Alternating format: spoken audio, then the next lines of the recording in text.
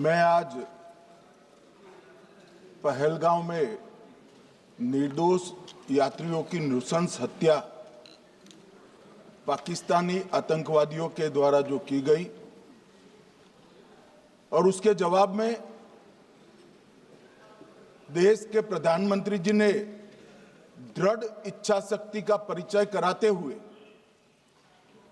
Operation सिंदूर की सेना को परमिशन दी और हमारे वीर जवानों ने सटीकता बहादुरी के साथ पाक स्थित आतंकवादी अड्डों को चूर चूर करने का काम किया। वो घटना पर जो बहस हो रही है इसमें हिस्सा लेने के लिए मैं खड़ा हुआ हूं। माननीय अध्यक्ष जी, सबसे पहले पहलगांव में जो नृशंस हत्या की गई निर्दोष नागरिकों की, धर्म पूछकर उनको मारा गया, इनके परिवार के सामने मारा गया और बड़ी बर्बरता के साथ ये हत्याएं की गई, इसकी मैं घोर निंदा करता हूं। और जो मारे गए हैं इनके परिजनों के साथ अत्यंत हृदय की गहराइयों से मैं संवेदना भी व्यक्त करना चाहता हूं। ऑपरेशन सिंदूर के जवाब में पाकिस्तान के हमारे नागरिक ठिकानों पर गोलीबारी की, इसमें भी कुछ नागरिक हताहत हुए, गुरुद्वारा भी टूटा, मंदिर भी टूटा। जो भी नागरिक उसमें घायल हुए हैं और जो हताहत हुए हैं वो सभी के प्रति मैं पूरे सदन की ओर से गहरी संवेदना व्यक्त करना चाहता हूं। माननीय अध्यक्ष जी, कल से यहां पर पक्ष और विपक्ष दोनों की चर्चा चल रही है और स्वाभाविक है जब इस तरह की नृशंस घटना घटे देश में तब इस पर मुक्त चर्चा भी होनी चाहिए, चिंतन भी होना चाहिए, आगे न हो इसकी व्यवस्था की भी चिंता होनी चाहिए। माननीय अध्यक्ष जी, मैं विषय पर आने से पहले आपके माध्यम से सदन को और सदन के माध्यम से पूरे देश को ऑपरेशन महादेव जो कल एक हुआ है इसकी जानकारी देना चाहता हूं। माननीय अध्यक्ष जी, कल ऑपरेशन महादेव में सुलेमान उर्फे फैजल जट, अफगान और जिब्रान, 3 आतंकवादी सेना, सीआरपीएफ और जम्मू कश्मीर पुलिस के संयुक्त अभियान में ऑपरेशन महादेव में मारे गए। और माननीय अध्यक्ष जी, ये जो सुलेमान है ए श्रेणी का लश्कर ए तोयबा का कमांडर था। पहलगाम हमले में और गगनगिर आतंकी हमले में वो लिप्त था। इसके ढेर सारे सबूत हमारी एजेंसियों के पास है। अफगान ए श्रेणी का लश्कर ए तैयबा का आतंकवादी था और जिब्रान भी ए ग्रेड आतंकवादी था। और माननीय अध्यक्ष जी, मैं सदन को और सदन के माध्यम से पूरे देश को बताना चाहता हूं, जिन्होंने बैसरन घाटी में हमारे प्रवासियों को, नागरिकों को मारा था, ये तीनों आतंकवादी ये थे और तीनों मारे गए।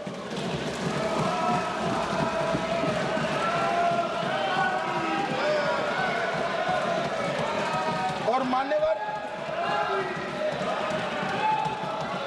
मैं आज इस सदन के माध्यम से सेना के पैरा 4, सीआरपीएफ के सारे जवान जो अभियान में शामिल थे और जम्मू कश्मीर पुलिस के जो जवान थे, वो सभी को सदन और पूरे देश की ओर से बहुत बहुत साधुवाद देना चाहता हूं। माननीय अध्यक्ष जी, मैं इस ऑपरेशन महादेव के बारे में थोड़ा डिटेल में बताना चाहूंगा। ऑपरेशन महादेव की शुरुआत 22 मई 2025 को, एक प्रकार से तो जिस दिन हत्या हुई थी उसी दिन रात को 22 मई 2025 को हुई। जिस दिन हत्या हुई थी उसी दिन रात को एक सुरक्षा मीटिंग की गई थी जम्मू कश्मीर में। ये पूछ रहे थे, कोई गए नहीं, सिर्फ राहुल गांधी गए। अब आपकी आंख कौन से चश्मे से देख रही है मुझे मालूम नहीं माननीय अध्यक्ष जी। 1 बजे हमला हुआ, मैं 5:30 बजे श्रीनगर में उतर चुका था। माननीय अध्यक्ष जी, अरे सुनो सुनो, मैं बताता हूँ ना 22 में, सुनो ना प्लीज, धैर्य रखकर सुनो, हमने आपको नहीं टोका है, सुनना पड़ेगा भाई, ऐसे नहीं चलेगा।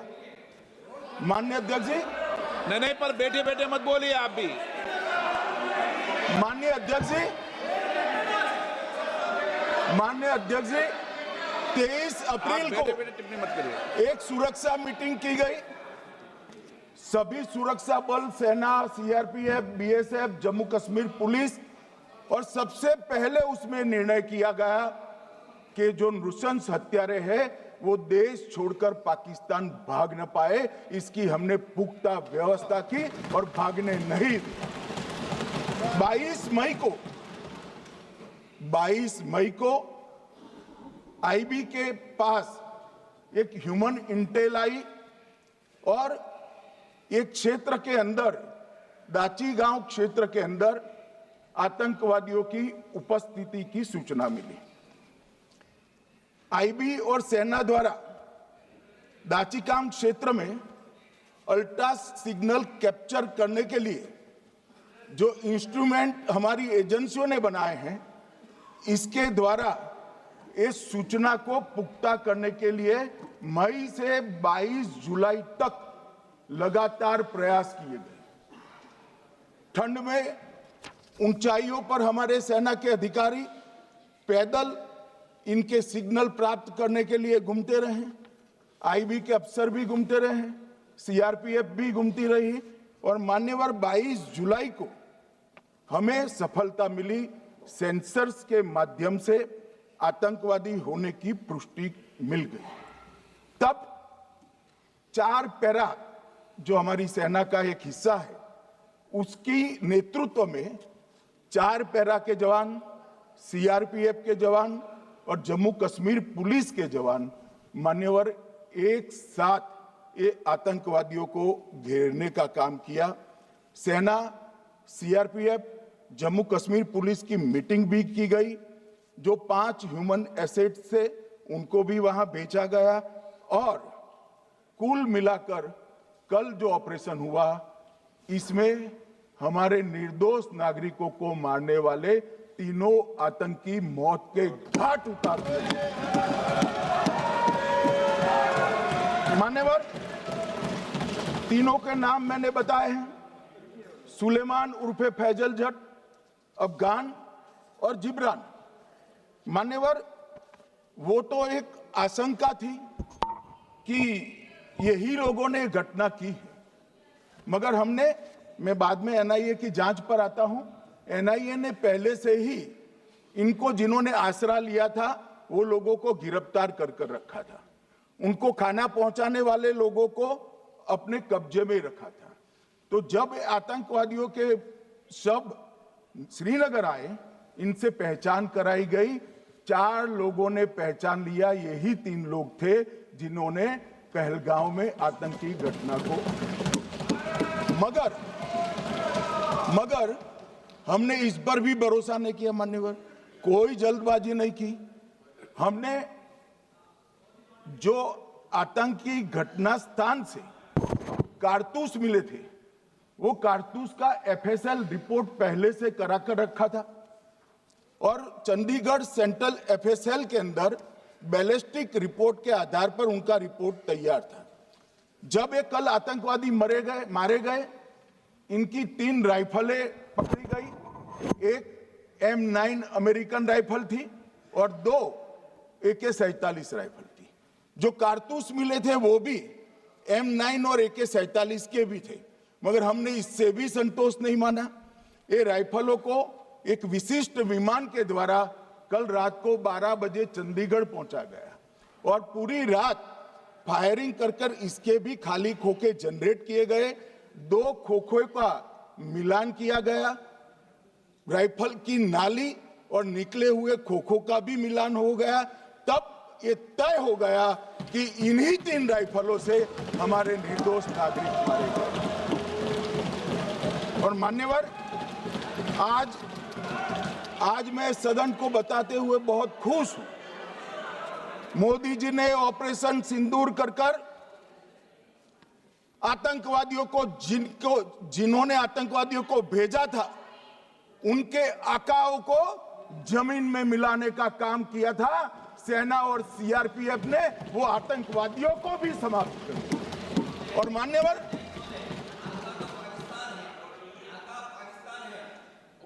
कौन पाकिस्तान से आपकी बात होती है क्या?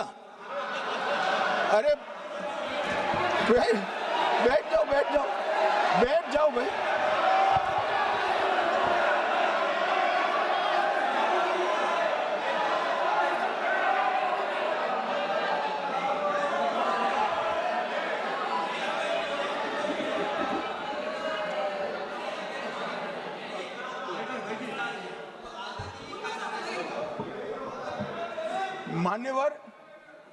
मान्यवर, मैं बताता हूं कैसे इनके आका मारे गए, वो भी नाम के साथ बताता हूं, जगह के साथ बताता हूं, घंटे, मिनट और सेकंड के साथ बताता हूं। मान्यवर, मैं तो अपेक्षा करता था कि जब एक सूचना सुनेंगे पक्ष विपक्ष में खुशी की लहर दौड़ जाएगी, मगर ये स्याही पड़ गई इनके चेहरे। ये क्या है मान्यवर? किस तरह की पॉलिटिक्स? भाई आतंकवादी मारे गए, आपको इसका भी आनंद नहीं है?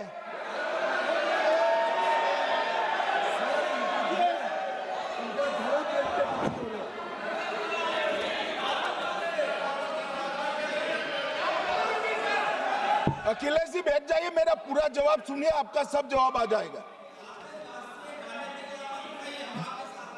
भाई आप आतंकवादियों का धर्म देखकर दुखी मत होइए।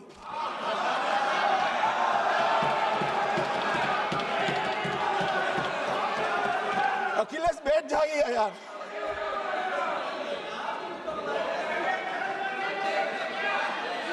अखिलेश जी बैठ जाइए। मान्यवर, किसी को संशय रखने की जरूरत नहीं है। बैलिस्टिक रिपोर्ट मेरे पास है, मेरे हाथ में है और 6 वैज्ञानिकों ने इसको क्रॉस चेक किया है। सुबह 4:46 पर फोन पर मुझे 6 ने वीडियो फोन पर कहा है कि 100% वही गोलियां हैं जो वहां चलाई थी। मान्यवर, ये हमारे देश की सेना, CRPF और जम्मू कश्मीर पुलिस, ये तीनों का एक साझा बहुत बड़ा कामयाबी है, जिस पर 140 करोड़ को नाज होना चाहिए, देश की जनता को नाज। मान्यवर, मैं तो गया था वहां पर जब ये घटना हुई। दूसरे दिन इनके परिजनों को मिला था। 6 दिन की शादी वाली बच्ची विधवा होकर मेरे सामने खड़ी थी। आज तक मैं वो दृश्य नहीं भूल सकता। मगर आज सारे परिजनों को मैं कहना चाहता हूं कि मोदी जी ने ऑपरेशन सिंदूर से भेजने वालों को भी मारा और हमारे सुरक्षा बलों ने जिनको भेजा था उनको भी मारा और एक ऐसा सबक सिखाया है कि आने वाले कई दिनों तक कोई ऐसी हिम्मत नहीं कर पाएगा। मान्यवर, मैं थोड़ा NIA की जांच के बारे में भी बताना चाहूंगा। मान्यवर, जिस दिन लश्कर-ए-तोयबा ने और इसके आउटफिट TRF ने इसकी जिम्मेदारी ली, उसी दिन हमने तय कर लिया था कि ये जांच एनआईए को सौंप दी जाएगी, क्योंकि एनआईए आतंकवाद के केसों की जांच के लिए, वैज्ञानिक तरीके से जांच करने के लिए और सजा कराने के लिए महारत हासिल की हुई विश्व मान्य एजेंसी है, जिसका सजा कराने का दर 96% से ज्यादा है। मान्यवर, हमने तुरंत ही इसकी जांच एनआईए को दे दी। हमने पूरी व्यवस्था की, सेना, बीएसएफ, सीआरपीएफ और जम्मू कश्मीर पुलिस ने कि ये लोग देश छोड़कर भाग न जाए। और मान्यवर, इसकी जांच की शुरुआत हुई। एक थकाने वाली बहुत लंबी जांच हुई है। जांच के दौरान मृतक के परिजन जो साथ में थे, उनको सभी को चर्चा किए गया। पर्यटकों, खच्चर वालों, पोनी वालों, फोटोग्राफर, कर्मचारियों, विभिन्न दुकान में काम करने वाले लोगों, कुल मिलाकर 1055 लोगों की लंबी 3000 घंटे से ज्यादा पूछताछ इंफॉर्मेशन के लिए की गई और इस सबको वीडियो पर रिकॉर्ड कर दिया गया। और बाद में इसके आधार पर स्केच बनाया गया और ढूंढते 22/6/25 को एक बशीर की पहचान की गई और परवेज की पहचान की गई, जिन्होंने आतंकवादी घटना के अगले दिन आतंकवादियों को शरण दी थी। उनको अपने ढोक में रखा था। वो दोनों को गिरफ्तार कर लिया गया। अब वो हमारी कस्टडी में है। दोनों गिरफ्तार अपराधियों ने खुलासा किया कि 21/4/25 की रात को 8 बजे 3 आतंकवादी बेसरन से लगभग 2 किलोमीटर दूर स्थित परवेज ढोक में आए थे।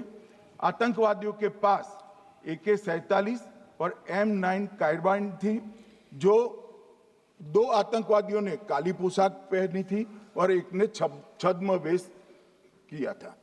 खाना खाया, चाय पी और ढोक से निकलते वक्त कुछ खाना, नमक, मिर्च और मसाले लेकर वो चले गए।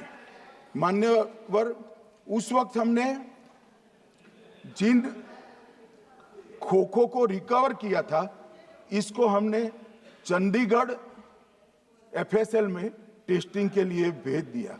और जब चंडीगढ़ FSL में टेस्टिंग के लिए भेजा गया तो वही राइफल से एप्को आतंकी हमला हुआ था, वो भी निश्चित हुआ। तो आज इसके साथ साथ दूसरे एप्को आतंकी हत्या को अंजाम देने वाले आतंकियों का भी इसके साथ ही समाप्ति हुई है, उनको मार दिया गया है। मान्यवर, और इसके बाद में स्केच बनाया गया। गिरफ्तार किए गए दोनों आरोपियों की माता जो थी, इन्होंने ये तीनों आतंकियों के मृतदेहों को पहचान लिया है। दोनों आतंकवादी घटना में साथ लेने वाले उनके साथियों ने भी पहचान लिया है। और अब उसकी FSL की पुष्टि भी आज सुबह 4 बजे हो गई थी। अब मैं जांच का पूरा ब्यौरा बताना चाहता हूं। मान्यवर, ये हमले में 3 पाकिस्तानी आतंकवादी थे। हमले में 2 AK-47 और 1 M9 कार्बाइन का प्रयोग किया गया था। और अब जो पकड़े गए हैं, इसके सुलेमान के कारण एप्को का मामला भी आज रिजॉल्व हो रहा है और आतंकवादियों को पनाह देने वाले 2 स्थानीय लोगों को भी इस केस में पकड़ लिया गया है। अब मान्यवर, कल पूछते थे कहां से आए, कहां गए, किसकी जिम्मेदारी है। भाई, जिम्मेदारी हमारी ही है, हम सरकार में हैं, हमारी ही जिम्मेदारी है। मगर मैं पूछता हूं, जब आप सरकार में थे तब क्या क्या हुआ था, इसकी जिम्मेदारी किसकी थी और क्यों निर्वहन नहीं किया, वो भी बाद में पूछूंगा। जरा धीरज से सुनना। मगर मान्यवर, मुझे एक बड़ा दुख हुआ। कल इस देश के पूर्व गृह मंत्री चिदंबरम जी ने सवाल उठाया कि क्या प्रूफ है कि ये आतंकवादी पाकिस्तान से आए। और मान्यवर, कब उठाया? जब संसद में चर्चा होने वाली थी। क्या कहना चाहते हैं चिदंबरम साहब? किसको बचाना चाहते हैं? पाकिस्तान को बचाकर आपको क्या मिलेगा? वो ये कह रहे हैं कि और क्या है, मत जवाब दो।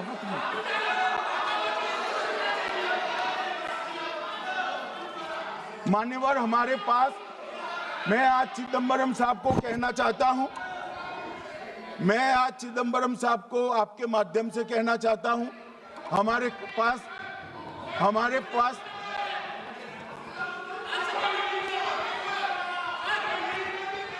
मान्यवर, हमारे पास प्रूफ है, वो भी मैं सदन के सामने रखना चाहता हूं कि तीनों पाकिस्तानी थे। 3 में से 2 के पाकिस्तान के वोटर नंबर भी आज हमारे पास उपलब्ध है। मान्यवर, ये राइफलें हैं, ये राइफलें भी हमारे पास उपलब्ध है। इनके पास से जो चॉकलेटें मिली हैं, वो चॉकलेटें ढोक में से मिली, वो भी पाकिस्तान की बनाई हुई चॉकलेट है। मान्यवर, ये कहते हैं कि पाकिस्तानी नहीं थे, इसका मतलब पूरी दुनिया के सामने इस देश का एक पूर्व गृह मंत्री पाकिस्तान को क्लीन चिट दे रहा है।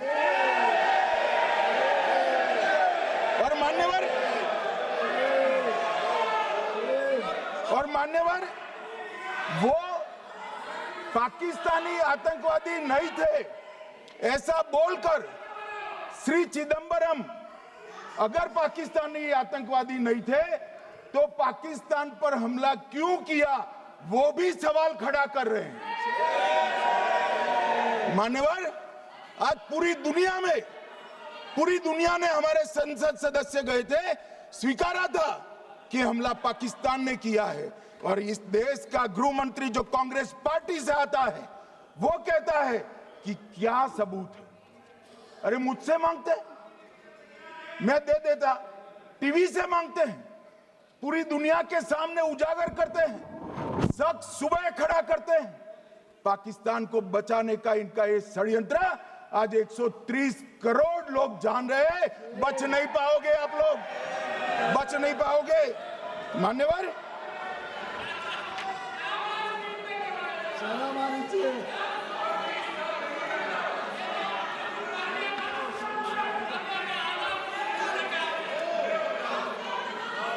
मान्यवर, अब मैं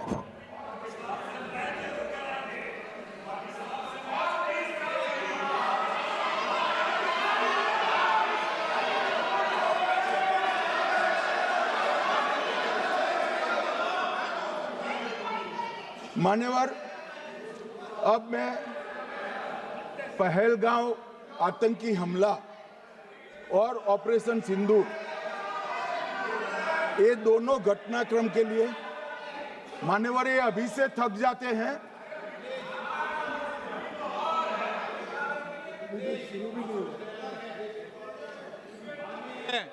प्लीज बैठिए।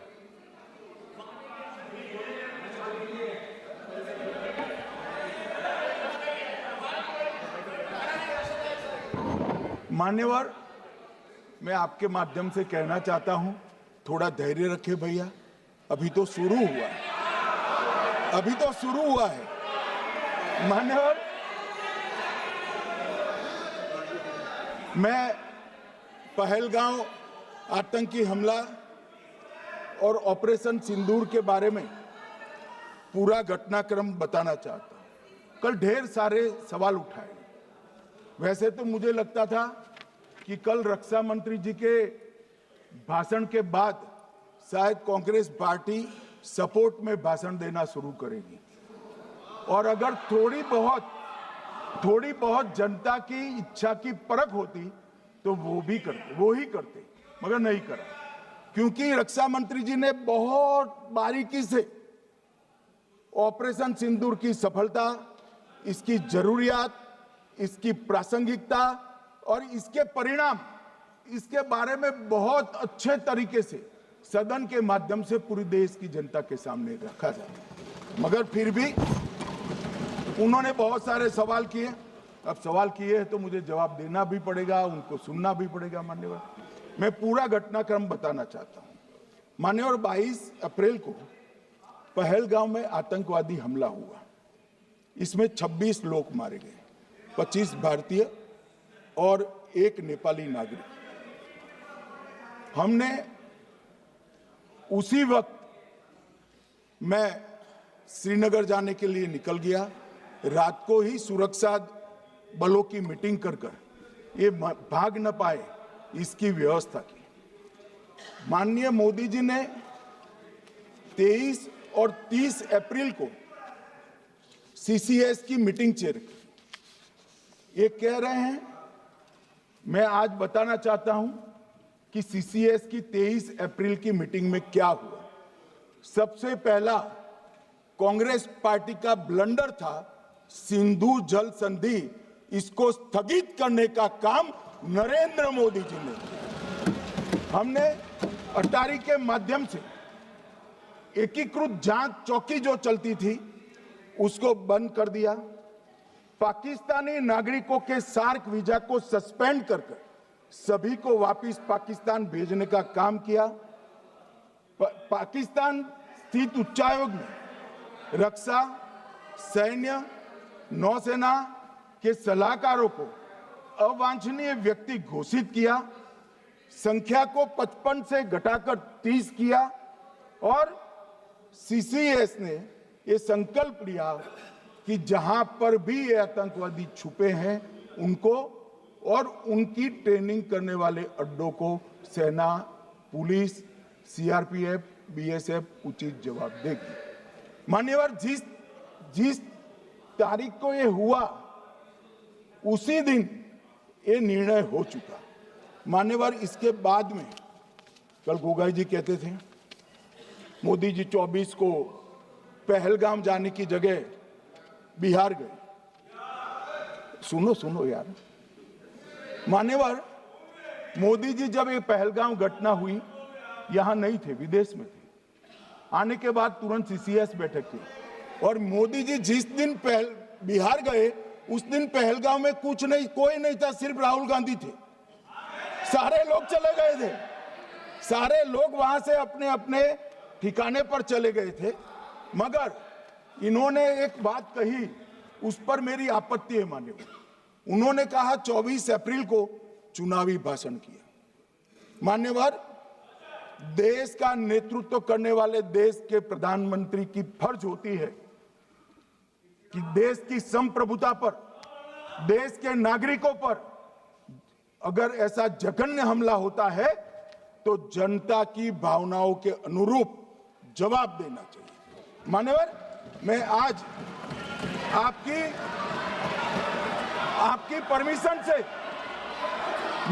परमिशन से मोदी जी के बिहार भाषण के कुछ अंश पढ़ना चाहता हूं। कोट अनकोट है। 22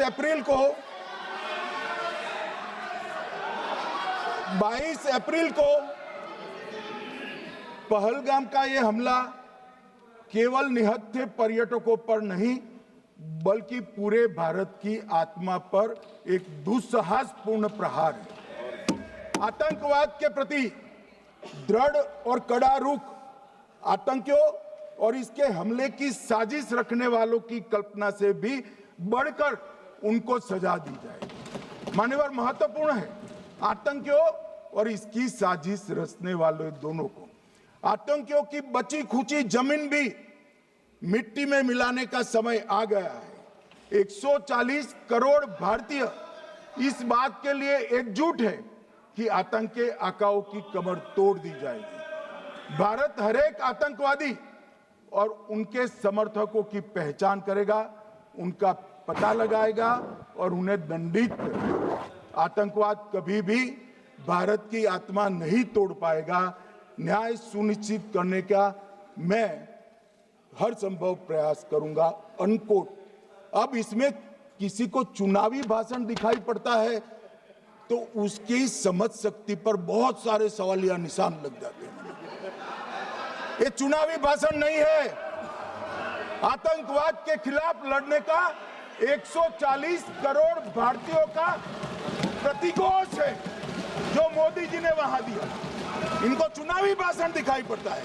जैसे चश्मे होते हैं ऐसी ही दृष्टि होती है। मान्यवर, इसके बाद 30 अप्रैल को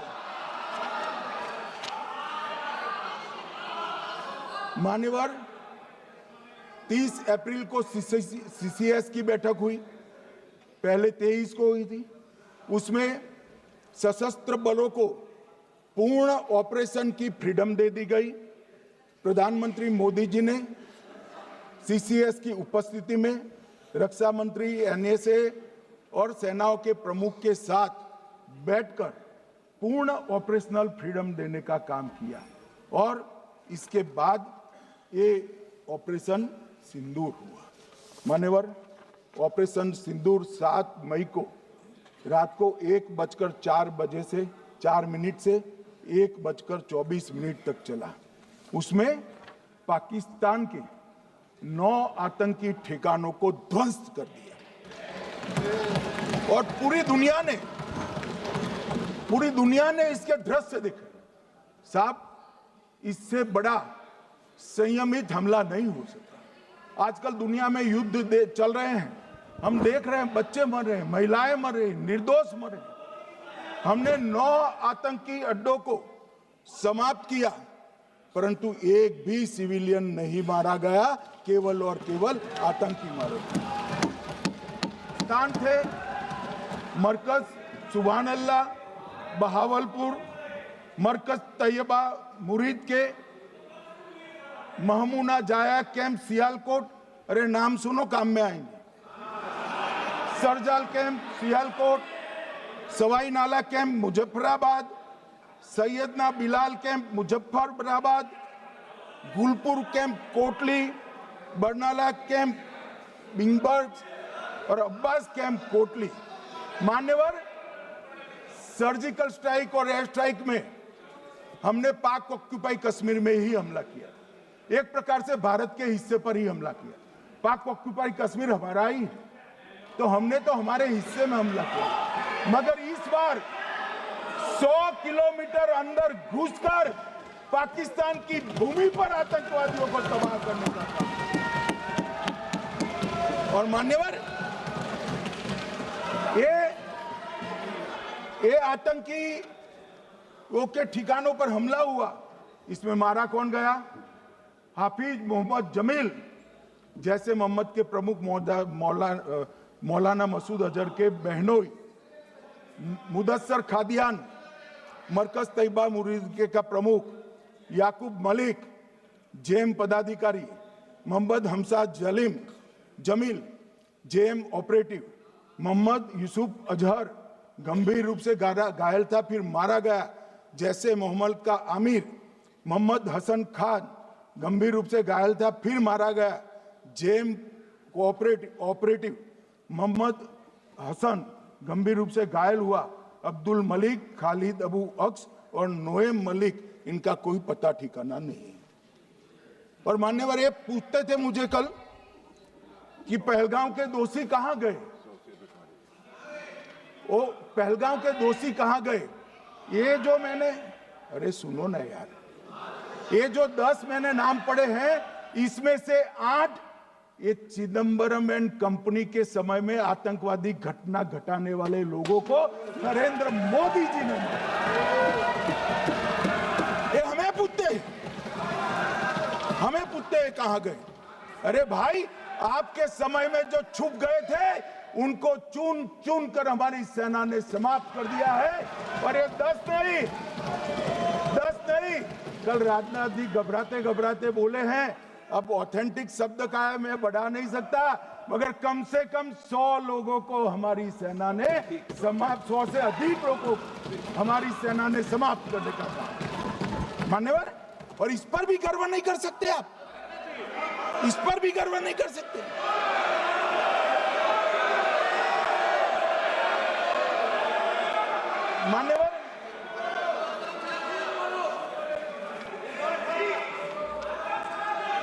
मान्यवर 7 मई को 1:26 पर 22 मिनट पर ये हमारा काम समाप्त हो गया। हमारे डीजीएमओ ने उनके डीजीएमओ को बता दिया कि भाई हमने आतंकवादी हमलों पर स्थानों पर सिर्फ हमला किया है, इनके हेडक्वार्टर पर हमला किया है, जो हमारा आत्मरक्षा का अधिकार है। पूरी दुनिया इसको एक्नॉलेज करती है। ऐसा नहीं हो सकता है मनमोहन सिंह के समय की तरह कि वो आकर मारेंगे और हम चुपचाप बैठे रहेंगे और जाकर चर्चा करेंगे। ये नरेंद्र मोदी सरकार, ऐसा नहीं हो सकता। डोजियर भेजते रहेंगे। मान्यवर, उरी में हमला हुआ, हमने सर्जिकल स्ट्राइक किया। पहलगाम में हमला हुआ, एयर स्ट्राइक करा, और अरे पुलवामा में हुआ, एयर स्ट्राइक करा, और पहलगाम में हमला किया। 100 किलोमीटर अंदर जाकर 9 अड्डों और 100 से ज्यादा आतंकवादियों को समाप्त। मान्यवर, अब देखें, हमने तो हमला किया था पाकिस्तान स्थित टेररिस्ट ठिकानों पर। अब पाकिस्तान से गलती हो गई। टेररिस्ट ठिकानों पर जो हमला किया था उसको वो अपने पर का हमला मान बैठे, और पूरी दुनिया में कहते थे कि हमारा टेररिज्म से कोई लेन देन नहीं है। ये तो अब ऐसे ही ग्रुप करते, हम तो विक्टिम है, जो मनमोहन सिंह ने सर्टिफाइड भी कर दिया था कि ये भी विक्टिम है। मान्यवर, मगर दूसरे दिन इनकी श्रद्धांजलि का कार्यक्रम हुआ और पाकिस्तान को मालूम नहीं पड़ा कि ये पूरी दुनिया देखेगी। सेना के आला अफसर उनके नमाजे जनाजा में उपस्थित हुए, उनके जनाजे को कंधा दिया, और ये सारे आतंकवादियों के जनाजे के जुलूस के अंदर पाकिस्तानी सेना, इनके अफसर, आईएसआई के अफसर, वहां की पुलिस के अफसर अश्रुभीनी आंख के साथ जुड़े थे। और मान्यवर, ये सिंदूर ने पाकिस्तान को पूरी दुनिया में एक्सपोज कर दिया कि पाकिस्तान के अंदर टेररिज्म स्टेट स्पॉन्सर्ड टेररिज्म है। ये पूरी तरह से, मान्यवर, पूरी तरह से एक्सपोज हो गया। 8 मई को पाकिस्तान ने हमारे रिहायशी इलाकों में हमला किया, हमारे सेना के अड्डों पर हमला किया, मगर एक भी मिसाइल से उनका कुछ नुकसान नहीं कर पाई। बहुत नजदीक से की हुई गोलाबारी के कारण हमारे एक गुरुद्वारा टूटा, एक मंदिर टूटा, कुछ हमारे नागरिक हताहत हुए। और दूसरे दिन 9 मई को मोदी जी ने सेना को हुक्म दिया, एक मीटिंग करी, राजनाथ जी, मोदी जी, एनएसए, सेना के सारे अध्यक्ष, और जवाब देने का तय किया, और उनके 11 एयरबेस को क्षतिग्रस्त करने का काम किया। मान्यवर, 8 एयरबेस इतने सटीक तरीके से तोड़े गए, पाकिस्तान की पूरी एयर डिफेंस सिस्टम धरी की धरी रहेगी, कुछ नहीं कर पाई। नूर खान चकलाला एयरबेस तोड़ दिया गया, मुरीद तोड़ दिया गया, सुगुर्दा तोड़ दिया गया, रफीकी तोड़ दिया गया, रहीम यार खान तोड़ दिया गया, जकोबाबाद तोड़ दिया गया, सुक्कुर और भोलारी भी तोड़ दिए। और सुक्कुर, लाहौर, अरिफवाला, चुनेन, जकोकाबाद और नया चोर, ये 6 रडार सिस्टम भी उनके पूरी तरह से ध्वस्त कर दिए। 2 surface to air guided weapon Lahore और ओकारा में इनका जखीरा भी समाप्त कर दिया गया। और मान्यवर, ये हर चीज में पॉलिटिक्स करते हैं, हर चीज में। जब उन्होंने हमारे रिहायशी इलाकों पर हमला किया, फिर भी हमने इनके रिहायशी इलाकों पर हमला नहीं किया, सिर्फ इनके एयरबेस और एयर डिफेंस सिस्टम को निशाना बनाया और उनकी आक्रमण करने की क्षमता को पंगु कर रख दिया। हमारी पूरी सेना, पूरी वायुसेना, पूरी नौसेना अक्षुण्ण थी और उनकी हमला करने की क्षमता को हमने छिन्न विछिन्न कर दिया।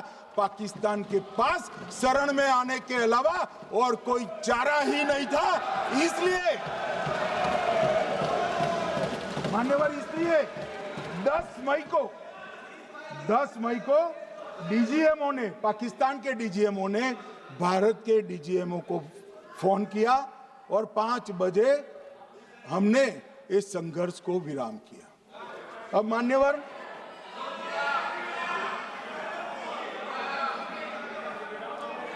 ये लोग कल सवाल उठा रहे थे कि इतनी अच्छी पोजीशन में थे, आपने युद्ध क्यों नहीं किया? युद्ध के कई परिणाम होते हैं मान्यवर, करना न करना वो सोचकर करना पड़ता है।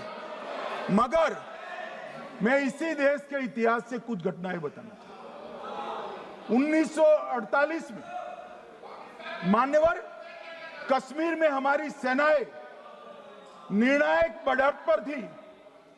सरदार पटेल ना बोलते रहे, जवाहरलाल नेहरू जी ने एक तरफा युद्ध विराम कर दिया।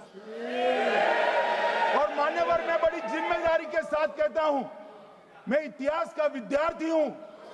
पाक ऑक्यूपाई कश्मीर का अगर अस्तित्व है तो जवाहरलाल नेहरू जी की ये युद्ध विराम के कारण है। इसका जिम्मेदार जवाहरलाल नेहरू है। मान्यवर, 1960 में सरदार पटेल ने विरोध किया था, गाड़ी लेकर आकाशवाणी तक गए थे, घोषणा न करते दरवाजे बंद कर दिए थे। मान्यवर, 1960 में सिंधु जल पर भौगोलिक व रणनीतिक रूप से हम बड़े मजबूत थे और उन्होंने सिंधु समझौता क्या किया? 80% भारत का पानी पाकिस्तान को दे दिया। मान्यवर, 62 के लड़ाई की बात मैं बाद में करता हूं। 65 की लड़ाई में हाजीपीर जैसे स्ट्रेटेजिक जगह पर हमने कब्जा किया था। 66 में उसको लौटा दिया गया। मैं 71 के युद्ध की भी बात करना चाहता हूं। मान्यवर, 71 में कल राजनाथ जी ने भी बताया, पूरे देश ने इंदिरा जी का समर्थन किया। उन्होंने पाकिस्तान के 2 टुकड़े कर दिए। बहुत बड़ी विजय थी भारत की और सदियों तक भारत इस विजय पर गर्व करेगा। हम सब भी करते हैं, हमें कोई आपत्ति नहीं। मगर हुआ क्या मान्यवर? युद्ध की विजय की चकाचौंध में क्या हुआ? 93 हजार युद्ध बंदी हमारे पास थे, 93 हजार, और 15,000 वर्ग किलोमीटर क्षेत्र पाकिस्तान का हमारे पास था। 93 हजार युद्ध बंदी, उस वक्त की पाकिस्तान की सेना का 42% और 15,000 वर्ग किलोमीटर क्षेत्र। मगर शिमला में समझौता हुआ, पाक ऑक्यूपाई कश्मीर मांगना ही भूल गए। अगर उस वक्त पाक ऑक्यूपाई कश्मीर मांग लेते, न रहेगा बांस, न बजती बांसुरी। ये कैंप तोड़ने की जरूरत न पड़ती साहब आपको, हमको। मान्यवर, इतना ही नहीं, पाक ऑक्यूपाई कश्मीर तो नहीं लिया, मांगना ही भूल गए। 15,000 वर्ग किलोमीटर की जीती हुई भूमि भी वापस दे दी। तय हुआ था पाकिस्तानी नरसंहार के लिए युद्ध अपराध न्यायाधिकरण बनेगा, नहीं बना। सेना ने पूर्वी पाकिस्तान में नरसंहार किया था। 195 पाकिस्तानी अधिकारियों पर मुकदमा चढ़ना था। भुट्टो अपने साथ इंदिरा जी के सामने से छुड़ा कर ले गए। जनरल मानेक शॉ का एक कोट अनकोट कहता हूं, जनरल मानेक शॉ का, जो एक प्रकार से आर्किटेक्ट माने जाते हैं बांग्लादेश विजय के, इन्होंने कहा कि भुट्टो ने भारत के नेतृत्व को मूर्ख बनाया। अब जो शब्द है, मैं आप कोट अनकोट है, इसमें मेरा कुछ नहीं है, ये लोग गुस्सा न हो सकते। I told her into bracket Indira Gandhi, Indira ji को कहा, that he into bracket Bhutto के लिए, he has made monkey out of you. समझ में आता है? ये फील्ड मार्शल साहब ने कहा है मान्यवर, और ये हमें सिखा रहे, ये नहीं किया, वो नहीं किया, फलाना नहीं किया, ठिकाना नहीं किया। अरे भाई, आप तो पाकिस्तान को क्लीन चिट दे रहे हो कि पाकिस्तान ने हमला ही नहीं किया है। क्या अधिकार है आपको पूछने का? कोई अधिकार नहीं है। साहब देखिए क्या होता है। मैंने कहा पाकिस्तान को क्लीन चिट दे रहे हो, तो कनी मोदी जी कह रही है कि नहीं, हम नहीं दे रहे। कनी मोदी जी, माननीय अध्यक्ष जी, आपके माध्यम से मैं कनी मोदी को बताना चाहता हूं, माननीय सदस्य जी को, कि वो कह रही है हमने नहीं दिया, मगर जिसके साथ बैठते हो उसका दोस्त तो आपके सर पर आएगा ना। चिदंबरम जी कर रहे हैं, आपके राज्य से है, कांग्रेस के प्रमुख नेता है। देश के पूर्व गृह मंत्री कह रहे हैं कि पाकिस्तान ने आतंकवादी नहीं भेजे थे। क्या क्लीन चिट देना चाहते हो? किसी को अधिकार नहीं है साहब यहां आतंकवाद पर बोलने का, किसी को अधिकार नहीं। मान्यवर, मैं अब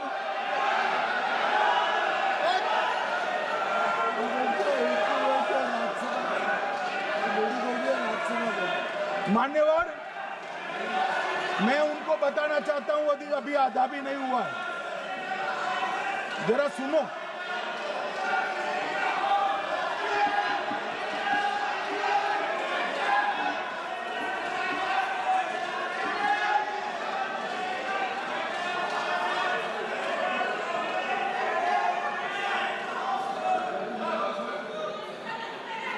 मान्यवर,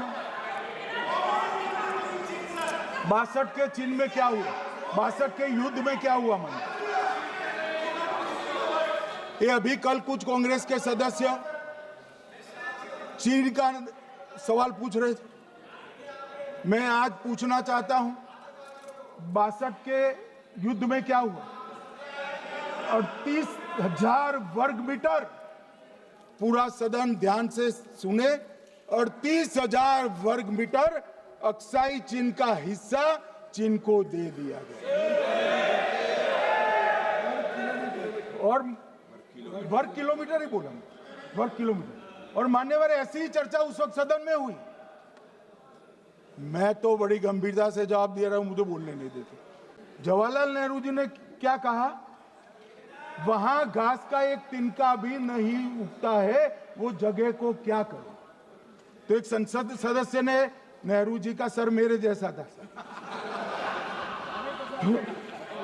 महावीर प्रसाद त्यागी जी ने कहा कि आपके सर पर भी एक बाल नहीं, वो चीन बेच दे क्या? मान्यवर इस तरह से जवाब देते थे, नॉन सीरियस टाइप के जवाब। और कल गोगोई जी बड़ा बड़ा उछल उछल कर बोल रहे थे। अरे गोगोई जी, आपको मालूम है उन्होंने चीन के बारे में, आसाम के बारे में क्या क्या था? आसाम को आकाशवाणी पर बाय बाय कह दिया था। रिकॉर्डिंग है, रिकॉर्डिंग है।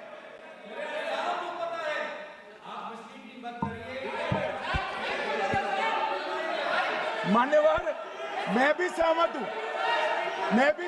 पूरे आसाम को पता है। मान्यवर,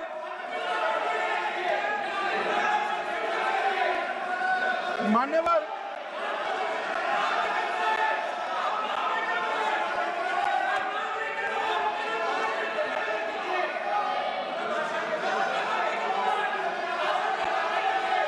मान्यवर, मुझे मालूम है पूरे आसाम को पता है, इसीलिए तो वो विरोध पक्ष में बैठे हैं वहां पर आसाम में, पूरे आसाम को पता है।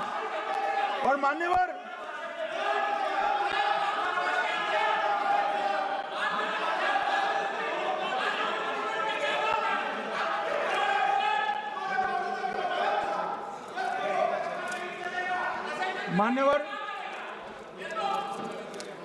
मान्यवर, जोर से बोलने से सत्य को छिपाया नहीं जा सकता।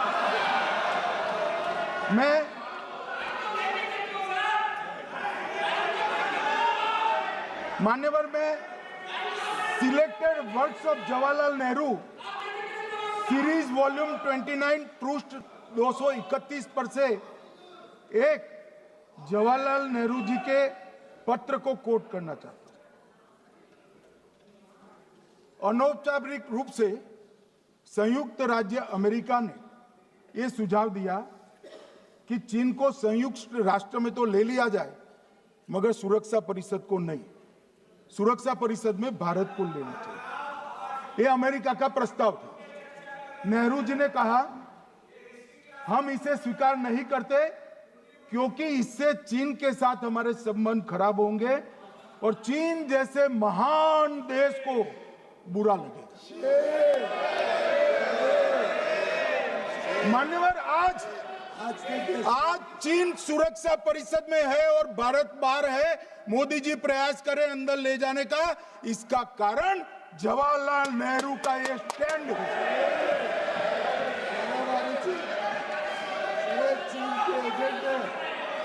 और मान्यवर, ये तो पीढ़ी दर पीढ़ी चलता आ रहा है। राजीव गांधी फाउंडेशन ने चीन के साथ एमओयू कर दिया। अब कहते नहीं है कि एमओयू में क्या था, ये तो बताओ भाई, क्या एमओयू किया था राजीव गांधी फाउंडेशन ने? और जब डोकलाम में हमारे सेना के जवान चीन की सेना के सामने आंख में आंख डालकर बैठे थे, वो चीन के राजदूत के साथ राहुल गांधी मीटिंग कर रहे थे। ये मान्यवर ऐसा नहीं है। जवाहरलाल नेहरू, सोनिया गांधी, राहुल गांधी, तीन पीढ़ी तक के चीन का प्रेम उतरता जा रहा है। मान्यवर,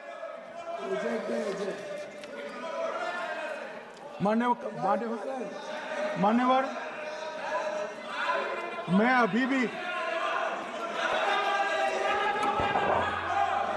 अभी भी एक बात इस महान सदन के माध्यम से देश की जनता को कहना चाहता हूं, जो मेरी मान्यता है। ये सारी आतंकवाद की जड़ पाकिस्तान है और पाकिस्तान कांग्रेस पार्टी की भूल है। पार्टीशन स्वीकार न करते पाकिस्तान कभी न होता। इन्होंने पार्टीशन को स्वीकार कर देश को तोड़ा है।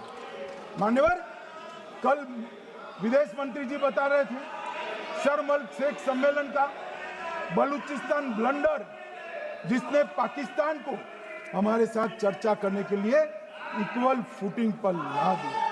मान्यवर, अब ये टेररिज्म की बात करते हैं।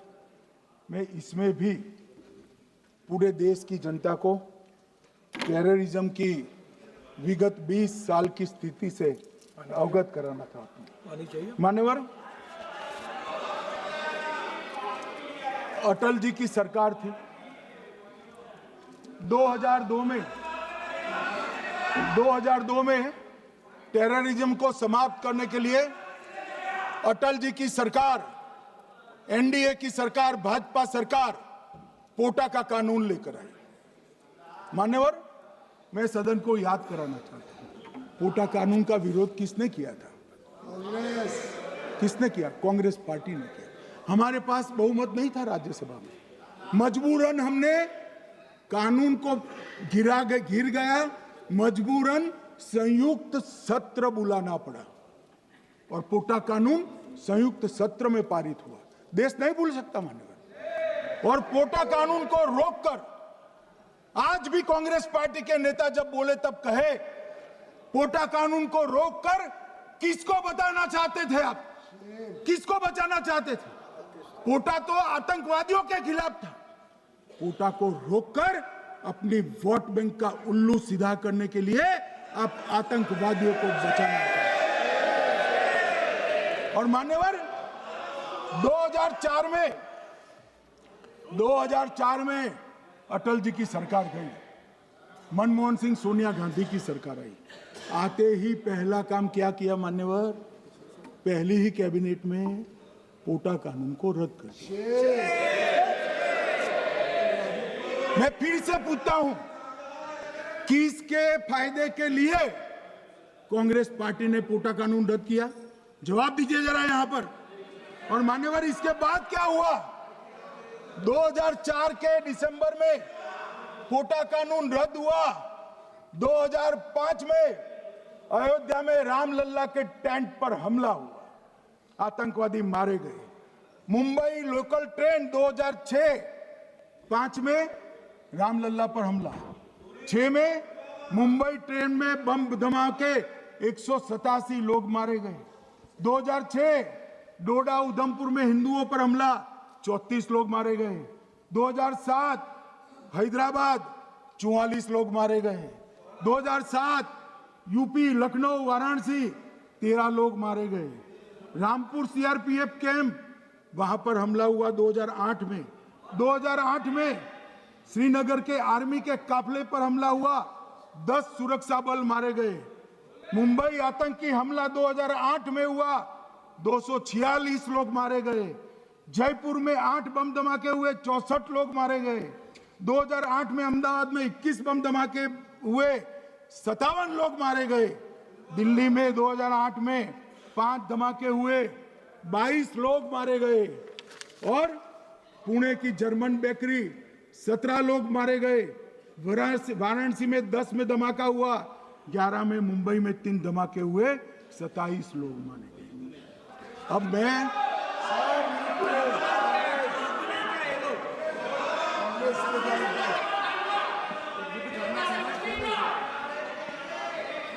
मान्यवर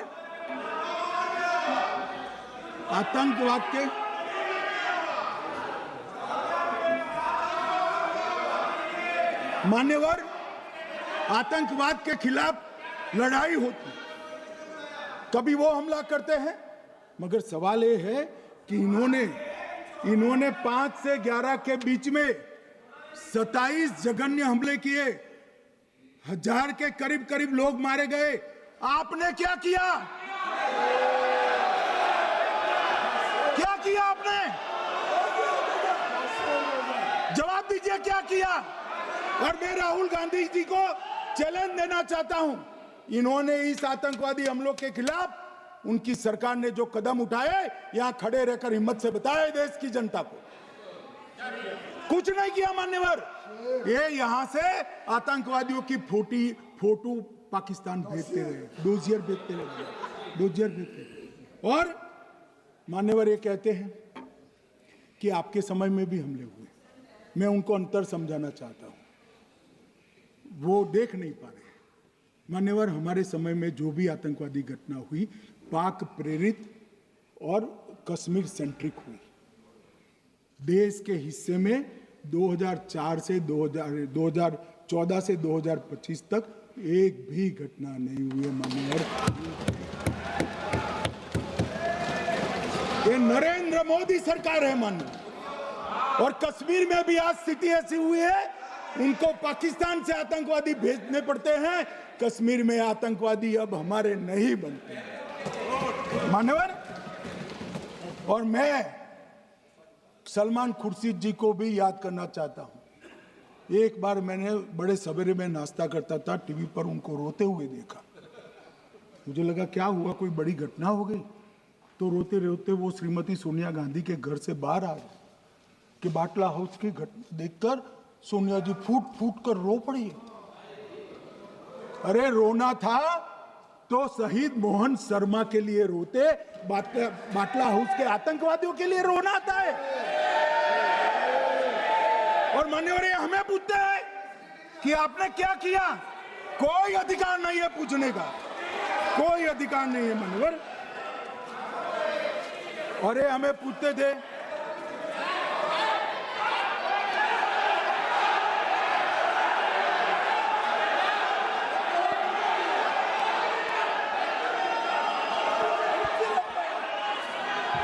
मान्यवर, अभी 25% बाकी।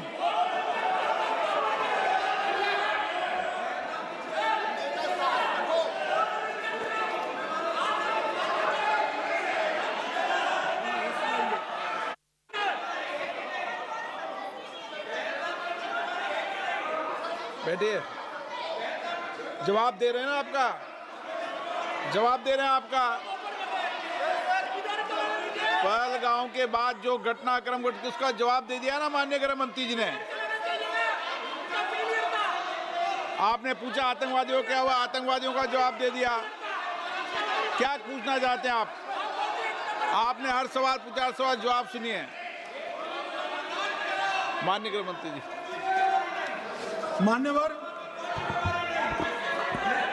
मान्यवर, इन लोगों को कल ऐसा था कि ये जो बेसरन के गुनहगार है वो पाकिस्तान भाग गए। तो बड़े आवाज से पूछते थे, भाग गए। गृह मंत्री क्या करता है, जिम्मेदारी ले। हमारी तो सेना ने ठोक दिया, सीआरपीएफ ने ठोक दिया मान्यवर। अब मेरा तो जवाब बनना ना देता है, ना वो मांगना बनता है। मगर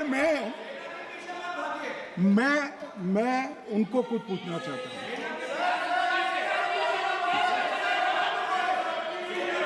मान्यवर,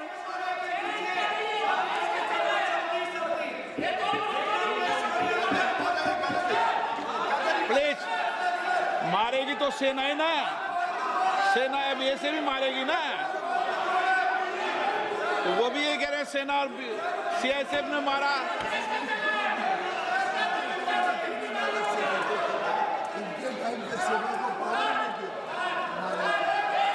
मान्यवर ये कहते हैं, साहब इसको बिठाओ जरा।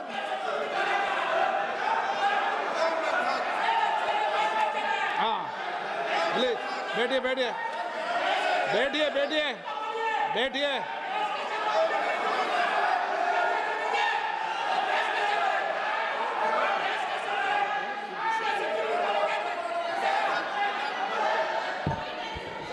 सबको मान्यवर, ये लोग मुद्दा उठाना चाहते हैं तो जरूर उठाए।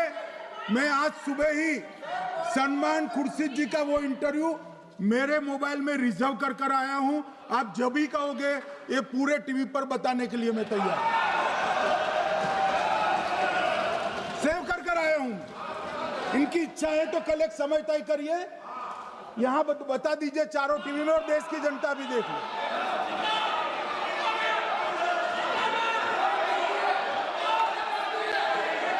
मान्यवर कह रहे हैं बताओ, आप बताओ, बताना है या नहीं बताना? नहीं, पूछो ना उनको। Please please.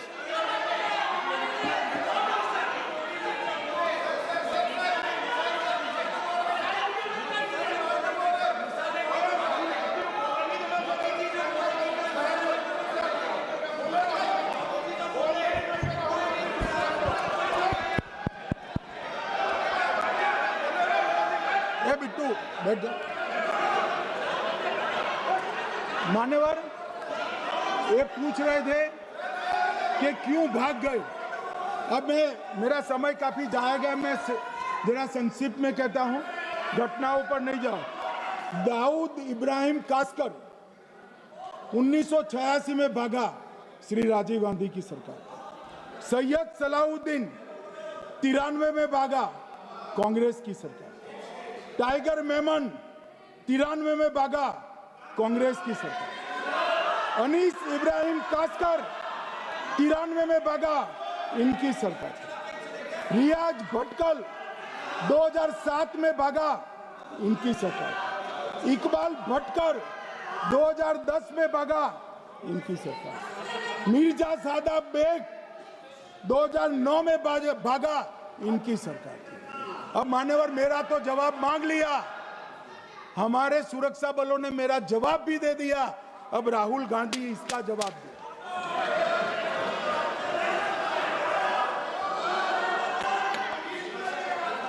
मान्यवर अब मैं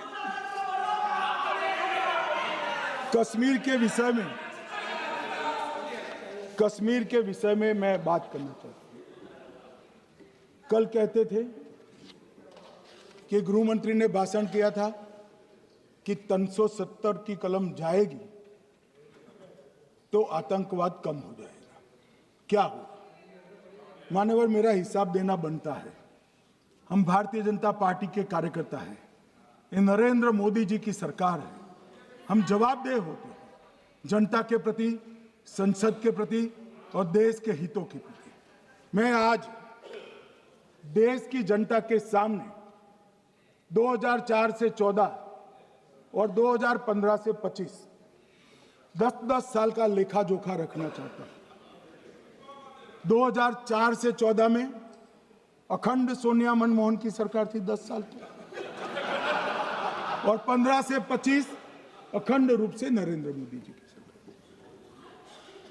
कश्मीर में टेरर इंसिडेंट 7217 हुए थे 2004 से 14 में।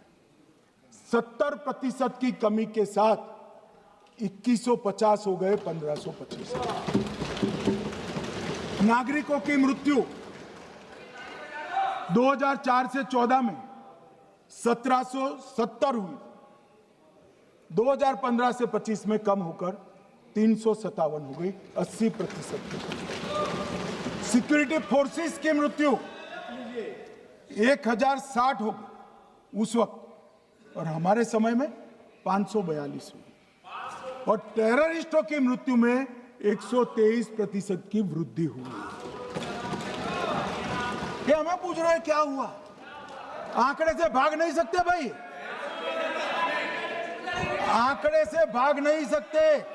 और अब मैं कहता हूं कि धारा 370 ने कश्मीर में आतंकवादी इकोसिस्टम को नष्ट कर दिया है, जिस धारा 370 को आपने इतने साल तक बचा कर। हमने जीरो टेरर प्लान बनाया है, एरिया डोमिनेशन प्लान बनाया है, मल्टी लेवल डिप्लॉयमेंट किया है, सुरक्षा जेलें बनाई हैं, 98% ट्रायल अब वीडियो पर हो रहे हैं, हमने संचार साधन बसाए हैं, और 702 फोन विक्रेता जेल में डाले, 2667 सिम कार्ड बन गए। हमने, एक जमाना था साहब 10-10 हजार लोगों के जनाजे निकलते थे, पूरे देश ने घटनाएं देखी होगी, बुरहान वानी मर गए, फला मर गए, ढिका मर गए, 10-10 हजार। अब जो मारा जाता है उसको वही दफना दिया जाता है। किसी भी आतंकवादी को उसका महिमा मंडन करने के लिए जनाजे की इजाजत नरेंद्र मोदी के शासन में नहीं। मान्यवर, आतंकवादियों के सगे वाले और समर्थक चुन चुन कर हमने नौकरियों से निकाले, पासपोर्ट रद्द कर दिए हैं, गवर्नमेंट कॉन्ट्रैक्ट रद्द कर दिए हैं, 75 से ज्यादा आतंकी समर्थकों को कोर्ट से ऑर्डर लेकर सरकार से बर्खास्त कर दिया गया है।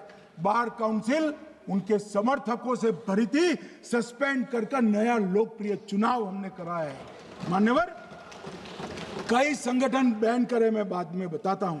विशेष यूएपीए अदालतें बनाई हैं, लगभग मार्च 22 से 25 के बीच में यूएपीए के 2267 मामले हमने जब्त किए हैं, दर्ज किए हैं, 374 कुर्की किए हैं। और परिणाम क्या आया मान्यवर? ये पूछ रहे हैं परिणाम क्या है? शुतुरमुख वृत्ति से अगर मिट्टी में सर रखकर बैठोगे तो कुछ नहीं, सूर्य भी नहीं दिखेगा। मान्यवर, परिणाम आया है। पहले ऑर्गेनाइज्ड टाउन पेल्टिंग साल की 2654 होती थी एवरेज इनकेस में। कितनी मान्यवर? 2654 पथराव होते हैं, 2024 में 0 हो गए। मान्यवर, ऑर्गेनाइज हड़ताल पाकिस्तान से ऐलान करते थे, घाटी बंद रहती थी। पाकिस्तान की भी हिम्मत नहीं है, घाटी में भी हिम्मत नहीं है। इनके समय में साल में 132 दिन घाटी बंद रहती थी, अब ऑर्गेनाइज हड़ताल 3 साल से 0 है। मान्यवर, टाउन पेल्टिंग में नागरिकों की मृत्यु हर साल 112 होती थी, 3 साल से नागरिकों की मृत्यु 0 है। मान्यवर, जख्मी होते थे 6235 लोग टाउन पेल्टिंग में, आज 0। मान्यवर, आज मैं बताता हूं, एक समय में हुर्रियत के नेताओं को यहां वीआईपी ट्रीटमेंट मिलती थी, हुर्रियत के साथ चर्चा करते थे, और ये हुर्रियत वाले आते थे, रेड कारपेट पूरा रोड खाली कर सीधा आता था, और मनमोहन सरकार के दूत इनके साथ चर्चा करते थे। सारे हुर्रियत के कंपोनेंट हमने बैन कर दिए हैं, सारे जेल की सलाखों के पीछे। हम कोई हुर्रियत से बात करना नहीं चाहते। मैं सदन में नरेंद्र मोदी जी की नीति दोहराना चाहता हूं। हुर्रियत टेररिस्ट संगठनों के आउटफिट है, हम इनसे बात नहीं करेंगे। हम अगर किसी से बात करेंगे तो घाटी के युवाओं के साथ बात करेंगे, हुर्रियत के साथ बात। मान्यवर, चुनाव के दौरान डर का माहौल होता था, अब 98.3% मतदान हुआ पंचायत चुनाव। कांग्रेस की बंद बहिष्कार का समय बंद हो गया। सेपरेटिस्ट बात करना चाहते थे, अब वो नहीं कर सकते। और मान्यवर 2019 के बाद हमने कितने संगठन बैन करे, मैं बोलना चाहता हूं, थोड़ा समय चाहिएगा मान्यवर। The TRF, people's anti fascist front, Tehreek ul Mujahideen, Jamaat ul Mujahideen Bangladesh Hindustan, Jammu Kashmir Ghaznavi force, Khalistan tiger force, Hizb ut Tahrir, जमाते इस्लामी, जो जमाते इस्लामी ने पूरे पाकिस्तान के अंदर एक प्रकार से अलगाववाद का जहर घोला, वो जमाते इस्लामी आज बंद कर दिया गया। Jammu Kashmir liberation front, Jammu Kashmir democratic freedom party, Muslim league Jammu Kashmir, Tehreek Hurriyat, Muslim conference Sumji गुट, Jammu Kashmir national front, Jammu Kashmir people's freedom league, Jammu Kashmir people's league, Jammu Kashmir Ittehadul Musalman Awami action committee, Sikhs for justice और पॉपुलर फ्रंट ऑफ इंडिया को भी हमने बैन किया। और ये शांति ऐसे नहीं हुई है। और ये कहते हैं कि एक भी घुसपैठ नहीं होती है। कभी गए हो आप पाकिस्तान? तो कई बार गए हो गई आप सीमा पर गए हो? पाकिस्तान तो कई बार गए हो, फिर से बोलता हूं, सीमा पर गए हो, सीमा के माध्यम से पाकिस्तान गए हो। हमारे जवानों की कठिनाई देखो साहब, -43 डिग्री में पहाड़ पर रहकर नदी नालों के बीच में चौकी करते हैं। कोई घुस गए तो क्या हुआ? कोई घुस गया वो बचेगा नहीं। यहाँ हम उसको या तो अरेस्ट करेंगे या तो एनकाउंटर में वो मारा जाएगा, बचेगा कोई नहीं। इनको सीमा की भौगोलिक कठिनाइयां मालूम नहीं। वहां मान्यवर कई नदी नाले हैं, वेग से पानी आता है, -46 डिग्री टेम्परेचर है, नीचे सुरंगें बनाते हैं। और ये तो ऐसे कह रहे हैं घुस गए। अरे भाई, आपके मन में तो, आपके समय में तो घुसने की जरूरत ही नहीं थी। आप बुलाते थे वीजा देकर, क्यों घुसेंगे? घुसने की जरूरत ही नहीं। जैसे आप पाकिस्तान जाते हो वैसे वो यहाँ आते। मान्यवर, अब ये कैसे हमें पूछ सकते हैं? मान्यवर,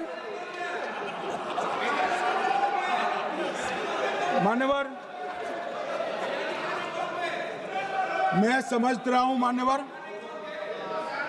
मान्यवर, मैं समझ रहा हूं पोटा का विरोध करने वाले को नरेंद्र मोदी की आतंकवादी विरोधी नीति नहीं पसंद आई। मैं समझ रहा हूं पोटा रद्द करने वाले को नरेंद्र मोदी जी की एंटी टेरर नीति पसंद नहीं आई।